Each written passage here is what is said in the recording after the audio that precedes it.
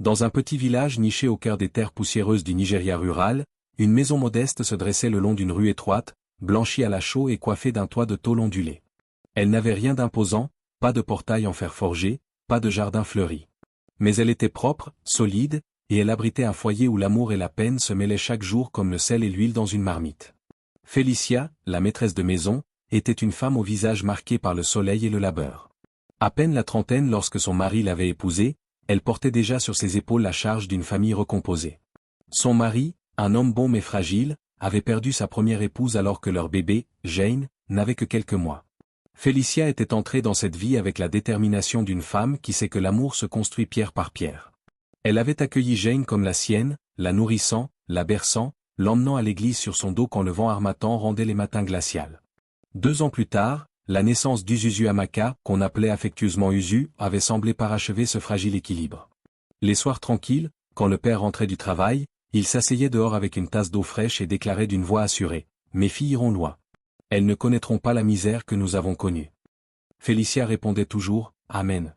Que Dieu les protège. » Ces mots flottaient dans l'air comme une promesse sacrée. Mais les promesses, hélas, ne résistent pas toujours au coup du sort. Un après-midi ordinaire, alors qu'Uzu n'était encore qu'un tout petit qui trébuchait en essayant de courir, le père fut pris d'une fièvre soudaine. D'abord, on parla d'une simple malaria. Puis les symptômes s'aggravèrent. En moins d'une semaine, il rendit son dernier soupir. Jane, qui avait 7 ans, comprit que quelque chose d'irréparable venait de se produire, même si elle ne pouvait nommer la profondeur du vide. Uzu pleurait parce que tout le monde pleurait. Félicia, encore jeune, se retrouva seule face à un monde qui ne pardonnait pas la faiblesse. Dès lors, la vie changea de couleur. Les repas devinrent plus frugaux, la viande apparut de plus en plus rarement dans la soupe. Félicia comptait les pièces à la lueur d'une lampe à pétrole, le front barré d'un pli soucieux. Elle se levait avant l'aube, attachait solidement son pagne autour de la taille et allumait le feu pour fumer le poisson qu'elle revendrait au marché. Le commerce était rude, il fallait marcher des kilomètres dans la poussière, crier pour attirer les clients, marchander sans relâche, rentrer les jambes lourdes et le dos endolori. Mais c'était le seul moyen de nourrir ses filles et de les garder à l'école. Jane, l'aînée, apprit très tôt ce qu'était la responsabilité. À 8 ans, elle puisait déjà l'eau, balayait la cour, surveillait sa petite sœur. Quand Félicia partait au marché, Jane devenait la gardienne du foyer. Elle obéissait sans rechigner, anticipait même les ordres. Les voisines disaient, « Cet enfant est sage comme une adulte. Tu as de la chance, Félicia. » Jane baissait les yeux, rougissante, et continuait sa tâche. Pourtant, même dans l'enfance, elle percevait les nuances invisibles de l'amour. Félicia l'aimait, cela ne faisait aucun doute, elle la nourrissait, la défendait contre les moqueries extérieures, la grondait quand il le fallait. Mais avec Uzu, c'était différent. Quand Uzu tombait, Félicia accourait plus vite. Quand Uzu pleurait, sa voix se faisait plus douce. Si un morceau de viande restait dans la marmite, il finissait presque toujours dans l'assiette d'Uzu. Les nouveaux habits, les sandales solides, les rubans pour les cheveux, Uzu passait souvent en premier. Ce n'était pas de la cruauté ostentatoire, mais une préférence subtile, instinctive, qui blessait d'autant plus qu'elle restait silencieuse. Jane remarquait tout. Elle voyait les regards attendris que Félicia posait sur sa fille biologique. Elle entendait les voisines dire « Regarde comme Uzu ressemble à sa mère. » Les mêmes yeux, les mêmes joues rondes. Félicia souriait alors d'un air fier, presque soulagé. Jane, elle, apprenait à se contenter des miettes d'attention. Elle se disait que Félicia avait déjà fait beaucoup en l'accueillant, alors elle se taisait. Elle avalait ses questions, ses petites jalousies, comme on avale une soupe trop salée, sans grimacer. Uzu, de son côté, grandissait dans une bulle de privilèges discrets. Elle riait facilement, attirait les regards, réclamait naturellement ce qu'on lui donnait de bon cœur. Personne ne lui avait jamais dit qu'elle devait partager l'amour à parts égales. Elle s'habituait à être choisie, à être regardée avec fierté. Et Félicia, sans s'en rendre compte, nourrissait cette attente. Les années passèrent, rythmées par les saisons des pluies et des récoltes, les cultes dominicaux, les examens scolaires. Les filles devinrent adolescentes. Jane, grande et posée, dégageait une beauté tranquille faite de douceur et de retenue. Uzu, plus vive, plus éclatante, attirait les compliments comme un aimant. Mais les inégalités s'accentuaient. Quand vint le temps du secondaire sérieux, Félicia prit des décisions lourdes. Jane fut inscrite à l'école publique du village. Des classes surchargées, des tableaux à moitié effacés, des enseignants parfois absents parce qu'impayés.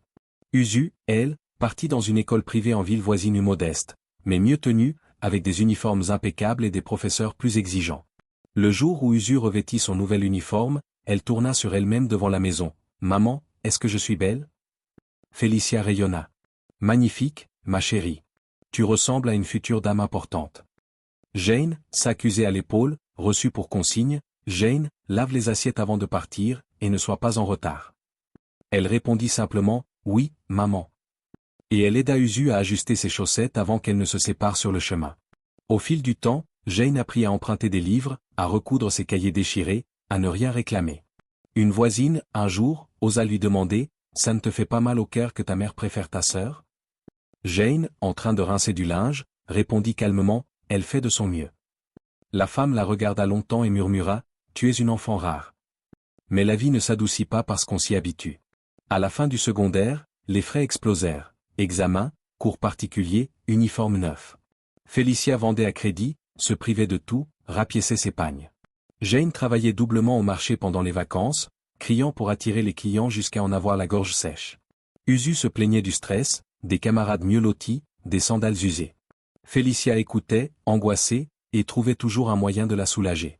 Les résultats arrivèrent, excellents pour les deux.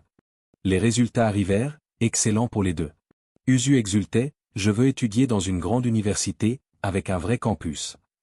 Jane souriait doucement, toute université est bonne si on travaille. Félicia, assise à repriser un sac, demanda, et l'argent pour ces grandes choses, il viendra d'où? Le silence qui suivit fut plus lourd que n'importe quelle réponse. Cette nuit-là, Félicia resta seule dehors, sur un tabouret, à contempler la maison, le plateau du marché, les deux vies qu'elle portait à bout de bras. Jane, sortit pour un besoin naturel, la vit et murmura, « Maman, tu ne dors pas ?» Félicia répondit d'une voix lasse, « Jane, dis-moi, quand l'argent manque, que fait-on » Jane, immobile, répondit, « On fait ce qu'on peut. » Le lendemain, le visage de Félicia portait une gravité nouvelle. Quelques jours plus tard, sous la lampe vacillante, elle réunit ses filles. « Mes filles, vous avez fini le secondaire avec honneur. Je suis fière. Mais cette affaire de poisson fumé nous nourrit à peine.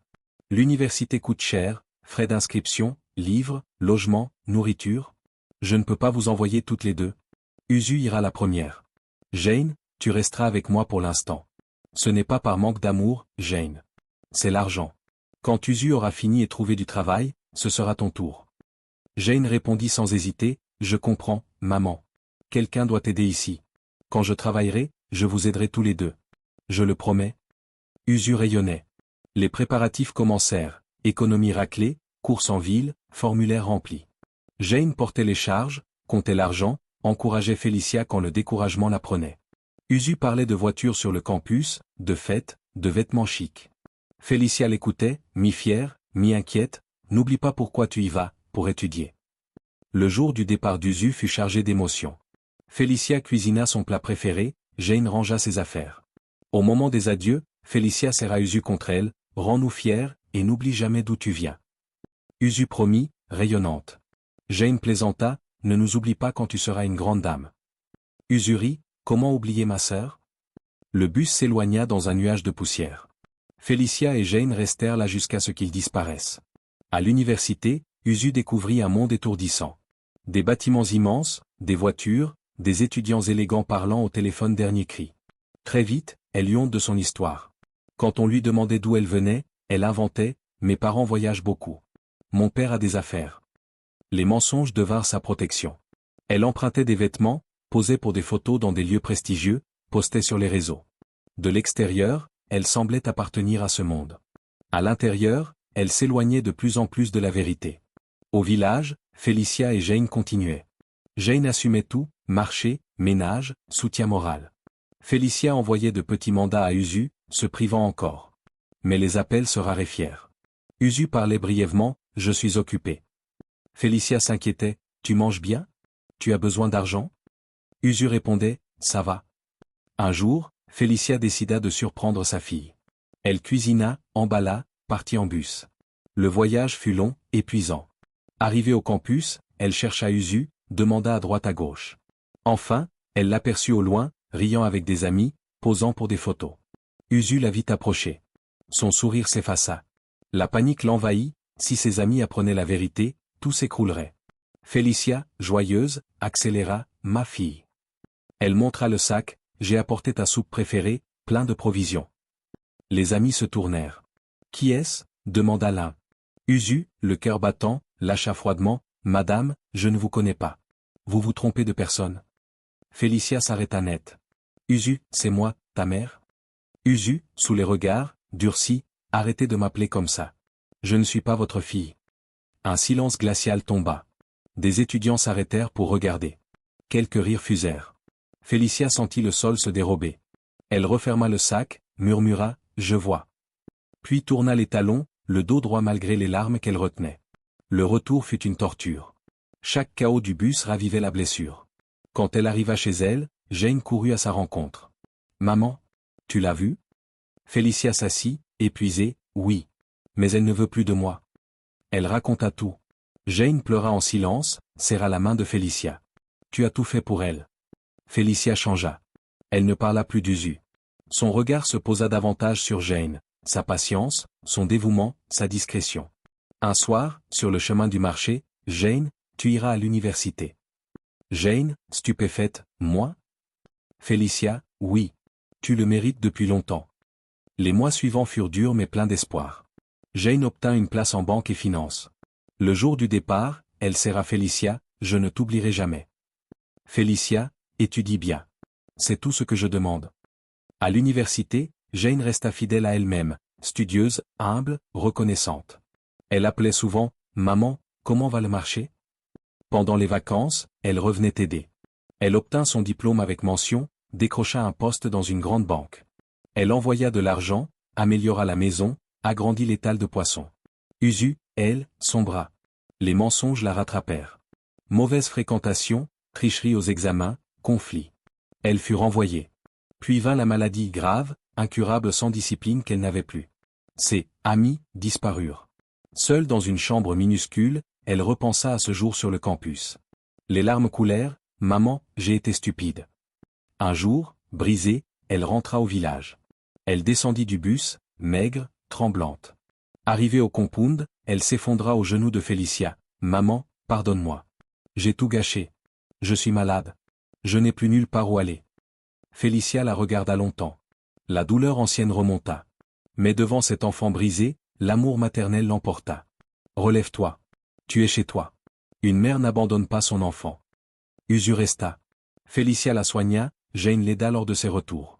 Usu murmura un soir, « Jane, je t'ai maltraité. » Jane, c'est oublié. Nous sommes sœurs. Usu s'affaiblit peu à peu. Un soir, alitée, elle les appela, « Merci pour tout. J'ai gâché ma vie. Pardonnez-moi encore. » Elles pleurèrent avec elle. Le lendemain, elle s'éteignit doucement. L'enterrement réunit le village. On parla de gâchis, de fierté, mais surtout de pardon. Jane continua, carrière solide, soutien indéfectible à Félicia. Le village raconta longtemps l'histoire des deux sœurs, l'une détruite par l'orgueil, l'autre élevée par l'humilité. Et Félicia, vieillie mais apaisée, savait que l'amour vrai triomphe toujours des blessures. Car une mère, même blessée, ouvre toujours les bras quand l'enfant revient brisé. Et une sœur fidèle reste, même quand l'autre s'égare.